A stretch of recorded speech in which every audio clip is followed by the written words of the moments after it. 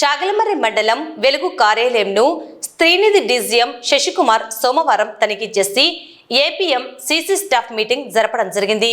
అలాగే చాగలమర్రి మండలంలోని non performance asset SMA-2 మరియు కన్సూమేషన్ లోన్స్ గురించి చర్చించడం జరిగింది. ఈ సమావేశంలో డీజీఎం శశికుమార్ మాట్లాడుతూ చాగలమర్రి మండలంలోని మహిళా స్వయం సహాయక గ్రూప్ సమైక్య సమావేశాలు నిర్వహించుకొని మహిళలకు స్త్రీనిధి రుణాలు జీవనోపాధికి ఆసరగా నిలుస్తున్నాయన్నారు.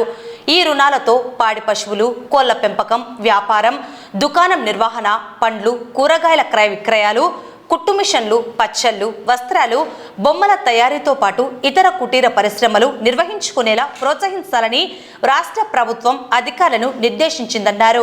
పిల్లల విద్యాభ్యాసం కోసం రుణాలను సద్వినియోగం చేసుకునేలా చూడాలని తెలిపారు. ఈ మేరకు పేదరిక నిర్మూలన సంస్థ సెర్ఫ్ ఉన్నతాధికారులు సమావేశం నిర్వహించి అవగాహన కల్పించి ఆర్థిక ప్రగతికి బాటలు వేయాలని సూచించారు.